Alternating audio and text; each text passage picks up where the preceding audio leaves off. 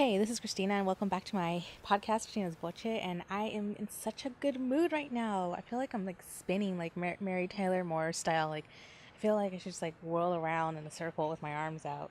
Like, having a really good day. And it's Friday, and it's nice outside, and I got a puzzle and nachos. I found nachos out here, and they're like real and they're delicious. And they're playing banda in the little restaurant that I was in. Like, so great.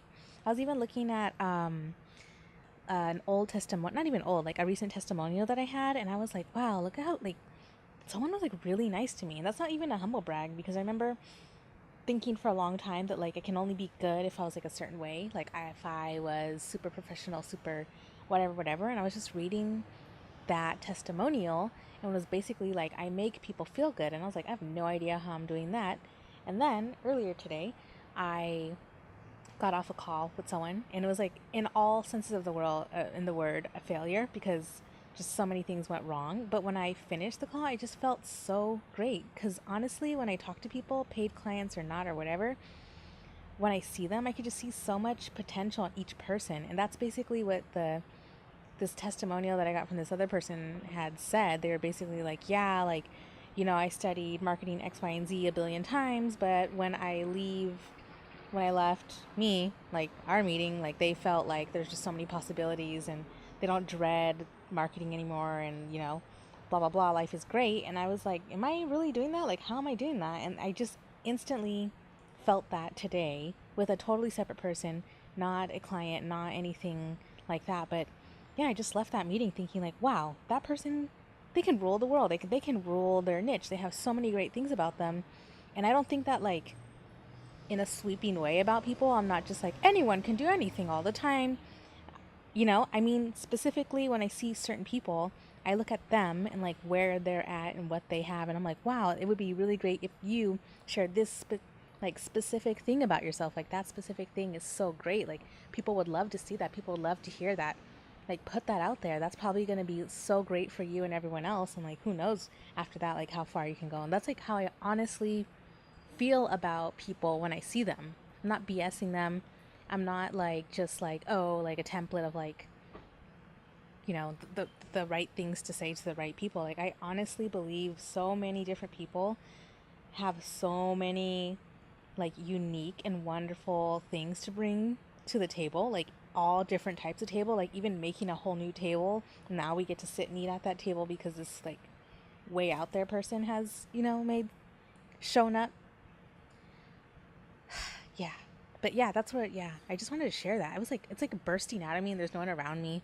It's in the middle of the afternoon, and like, I spent all day like marching home in the sun. And even when I marched home in the sun, even though I've eaten like half a tray of nachos and I can't breathe, I just have all this energy still like, blah, like bubbling up in me. Like, I feel like I should watch Game of Thrones. Like, always hypes me up, like, watch all of Khaleesi's scenes and be like, yeah, that's me, that's us.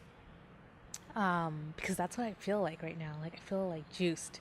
Probably gonna go to the gym later when it's not so hot, and like, get some more fluids in me and like some of the nachos out of me.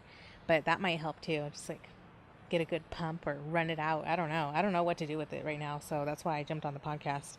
Um, but that's all I had to say. I mean, that's all I wanted to say for now. Probably jump back on a little bit later with something more calm and rational. But yeah, I really am, I don't know, it's weird. Like, really so inspired by just normal people. Like, that's just, I feel like normal people have so many interesting things to share. That's why I follow, that is why when I go to,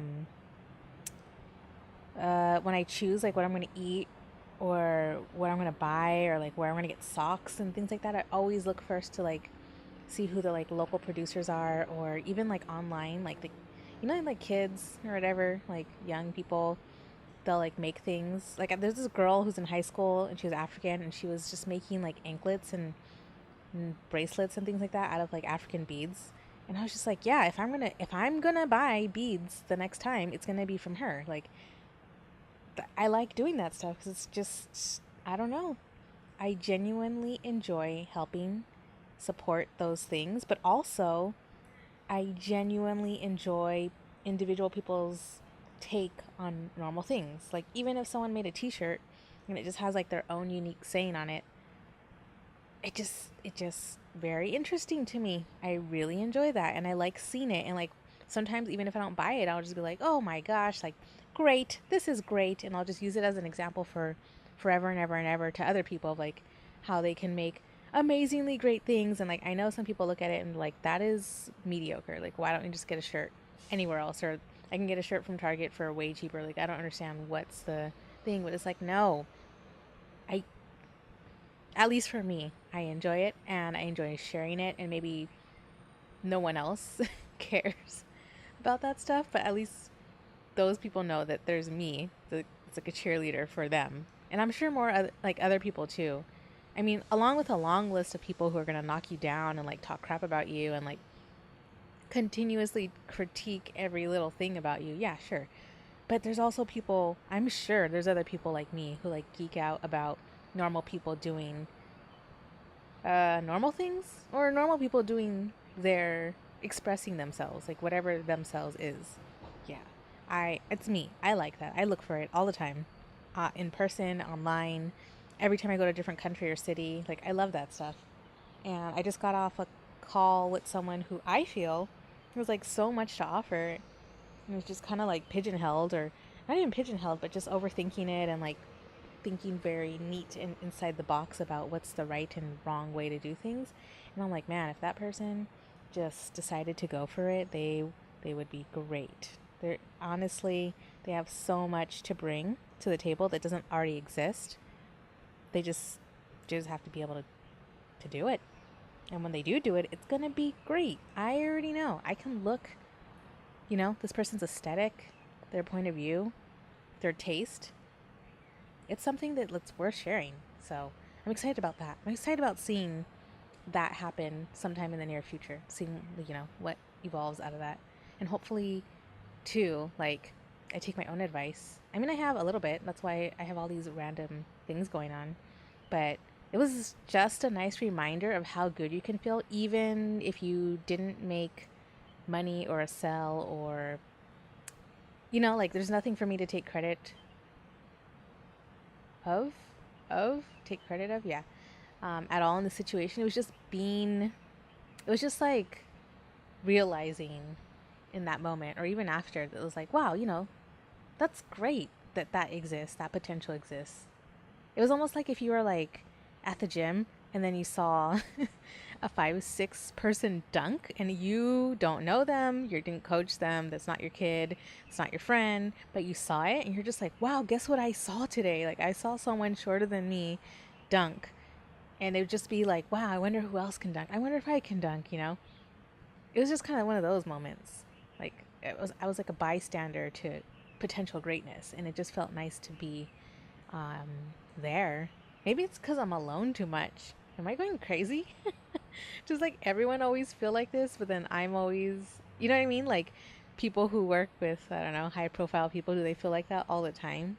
It's just that us peasants who, you know, don't or aren't around like the top performers, we don't get to see that every day, so we don't feel juiced all the time. I don't know, but I don't need to have that if I can have this from normal people every once in a while. And it would be great. I really think, oh, here's the other thing. Oh man, I was thinking about vlogging about this and not putting on the podcast, but since the mic's on already, let me just say that the struggle that I had this morning with Google Hangout, and then the struggle that I had the night before with editing on Adobe Premiere was horrific. Like it was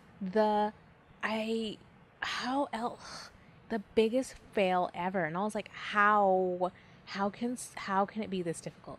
How? I'm like watching a tutorial on this person, clicking on a thing that doesn't exist on my screen, and I'm just like, what am I missing? How did I go this far? You know when someone's like, when you tell someone to like check their, oh, what would it be? I don't know. It would be like if you told someone to like, hey, let's sweep the floor, and they're like, what's a what? And you're like, yeah, sweep the floor. You're gonna go in your closet and get a broom, and then they're like, what's a broom?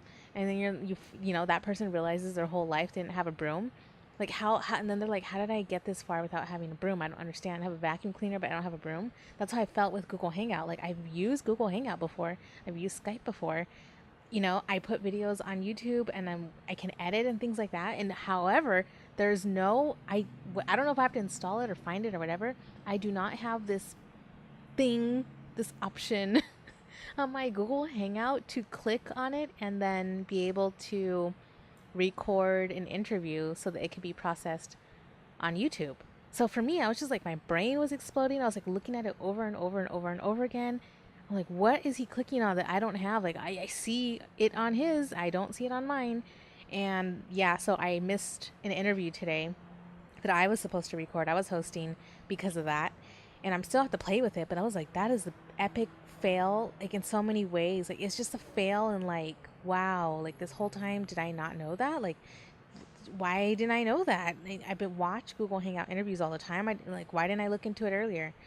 I mean, you know, I did look into it, and so it's so basic that I didn't think that I wouldn't be able to do it on my computer. So that was so, yeah, terrible. Not terrible, like soul crushing, but it was just like a weird wake up call. Like, dang, I need to, like, for real dust up. I mean, you know, like, get right back into social media in terms of knowing all of the back end stuff. Because I've been lazy, you know, you just go autopilot and just hashtags are good enough, and throwing files and on the in the upload manager. But now I'm like, no, I can't do that anymore. I need to, like, really brush up. And then on Adobe, and Adobe wasn't even the problem. Like, sometimes it is Adobe and I'm like freaking out. It's like crashing every 5 seconds, but that's not what it was. It was my camera. And again, I spent like 45 minutes figuring out the settings because I was so tired of my video looking blurry or too dark or whatever.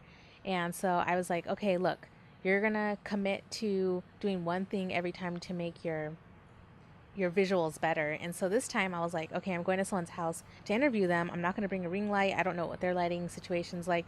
So I'm going to learn how on this camera to set it to be bright so that it's not dark and I don't have to do so much in post.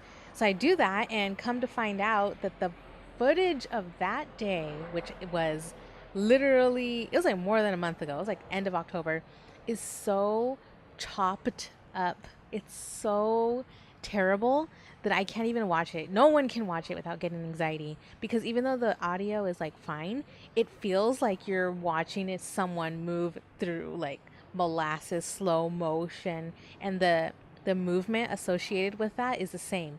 Like, it looks like there's like a blur motion. Like, I took a picture of like a gun being shot and then I slowed it down so you can see the bullet leaving the gun. Like that, all that blur and motion blur, it's just every 5 seconds. And not only that, the person who was being interviewed decided at the last minute to wear a checkered shirt, which I didn't even, this is my fault too, because I didn't know. You can't wear horizontal stripes or checkered when you're on camera, because it enhanced, like, even if there was no problem, it would enhance this like weird effect. So yeah, all around terrible. And I was like editing forever trying to like counteract that, and there's a lot of things you can do. There's like warp stabilizer, which is not exactly for that effect, but then there's also the rolling shutter fix thingy. And yeah, just nothing was working. Like, I would even take like literally 6 seconds of a clip, try to apply everything and see if it was effective, and like, yeah, no, nothing at all. So I was like, oh man, like, I'm learning so much. I'm so glad. And the issue was the cameras. Here we go. Let me see if I can remember. It's a triangle. So the three things are the aperture, the IOS, and the shutter speed. They were all mismatched. So like the shutter speed was too fast or too slow for the aperture. I opened up the aperture to let in more light. And then, oh no, the aperture was to capture the depth of field. And then the iOS, it was too bright. It was letting too much in. So all those three things together in the wrong settings created this like monstrosity. So you'll see that on my my YouTube channel, not this one, but the other one that I have for work, which is Warren Works, and you'll see my eventual work around that, which I'm sure will be ridiculous, because there's no way to not make it ridiculous. There's no way to save it without being ridiculous at this point. But yeah, it was just crazy. I was just like, oh my gosh, how hard can I bomb in like 2 days? Like really, and I'm learning a lot. So I really appreciate that I learned so much. And I was thinking like, maybe I'm the maybe like my purpose is to be the gold standard for fail so that anybody else, like old, young, new, whatever, they can be like, well, at least I didn't do that. Or like, well, maybe I only have one follower, but at least I know how to use a camera setting, or at least I know how to. I know how to use. I know that you're supposed to go to Google Hangouts or hangouts.google.com before you go to an interview, and not do it through any of the other billion places you can start a Google Hangout. Maybe I'm the gold standard. I'm of the bottom, like the lowest bar, so that everyone can feel better about themselves. Because I'm okay with it. I'm okay right now. My ego can handle this. I can handle these type of epic fails. I'm totally okay with it. Like, why not? I work from the floor on a Google mat, on a yoga mat, and I have 13 subscribers now on YouTube. So yeah, why not? I mean, if I'm okay with it, if you guys are, if you want me to be the bottom rung so that you can jump from me and reach glory and greatness, I am totally okay with that.